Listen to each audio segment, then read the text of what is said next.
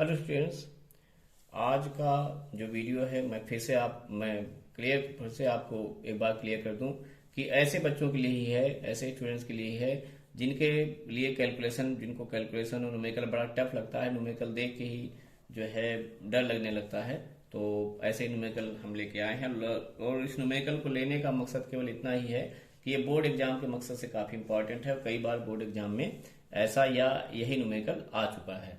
तो hello students, अगर आपको लग रहा है कि आप ये न्यूमेरिकल सॉल्व कर सकते हैं तो न्यूमेरिकल केवल पढ़ लीजिए, आंसर दिया हुआ है, अपने आप सॉल्व कर दिए और आंसर को मैच कर लीजिए। अगर आपको लगता है कि न्यूमेरिकल नहीं सॉल्व कर सकते, आपको नहीं समझ में आ रहा है, तो उन बच्चों के लिए वीडियो पूरा बना हुआ है। वो सारे भी बच्चे जो हैं इस वीडियो को देख सकते हैं। फिर से हम बता दें, लेकिन जहां पे भी हम कैलकुलेशन करें, कैलकुलेशन के टाइम जरूर जो है वीडियो पॉज कर दीजिए और कैलकुलेशन अपने आप करिए, चाहे आप पढ़ने में कमजोर हैं चाहे स्ट्रांग हैं। क्योंकि अगर आप कैलकुलेशन नहीं कर सकते तो आपके लिए मैथ और साइंस सब जो है सब्जेक्ट बेकार है, आप हमेशा वीक रह जाएंगे। तो कैलकुलेशन अपने आप करने सीखिए।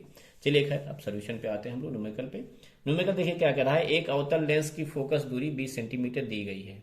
ठीक है ना, अवतल लेंस है तो फोकस दूरी काहे में होगी, माइनस में होगी। उसके सामने एक वस्तु कितनी दूरी पर रखी जाए, वस्तु पूछ रहा है कितनी दूरी पर, यानी वस्तु की दूरी पूछी गई है कि उसका प्रतिबिंब 12 सेंटीमीटर की दूरी पर बने।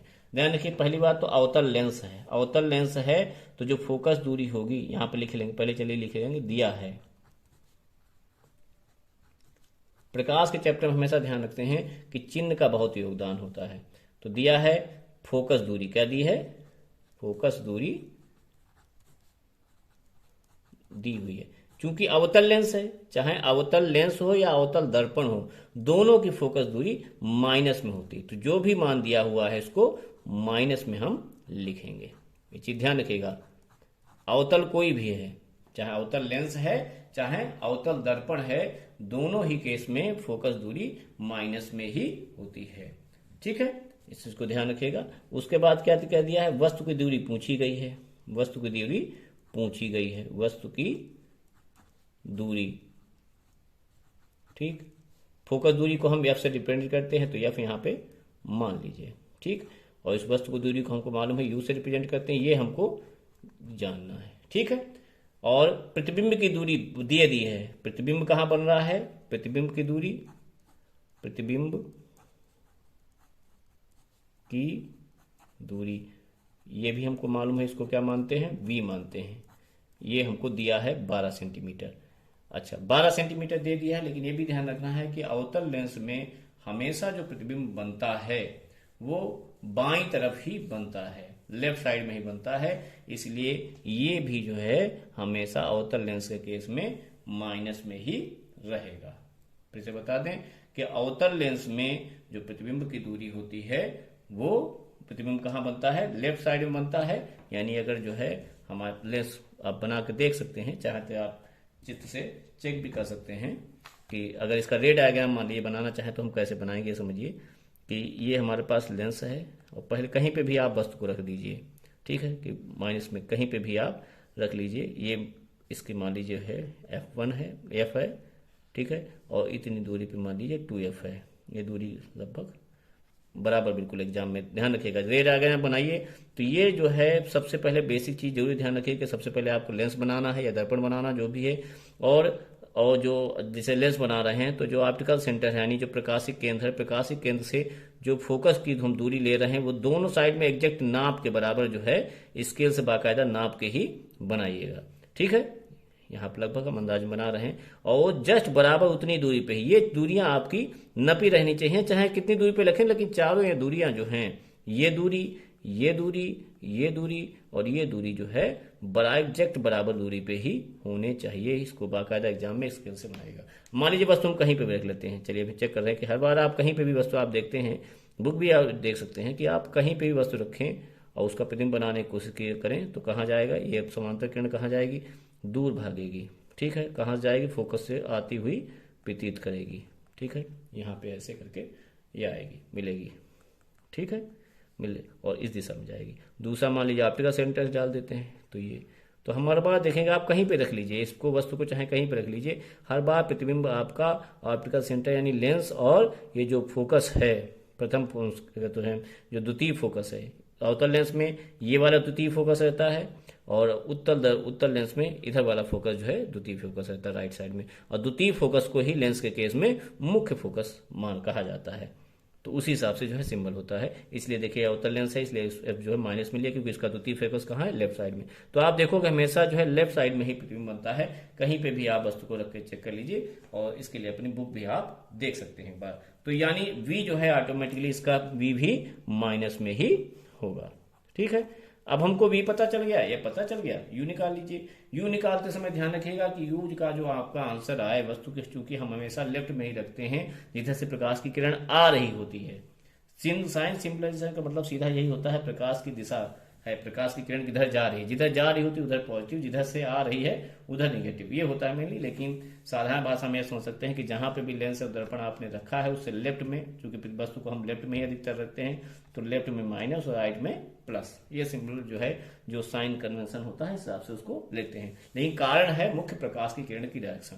ठीक है, खैर अब ज्यादा उस पर नहीं जाएंगे, कैलकुलेशन पे देखिए। या फिर यू वी दे दिया है, लेंस के सूत्र से लिख दीजिए। यहाँ पे लेंस के सूत्र से आगे जो है सभी लोग इसको सिद्ध करिए, वो कैलकुलेट करने की कोशिश कीजिए। दिया हुआ है, सारे मान दे दिए हैं, यू आपका माइनस में आना चाहिए। अगर यू देखिए ये जो -30 आ रहा है ऑटोमेटिकली माइनस आएगा।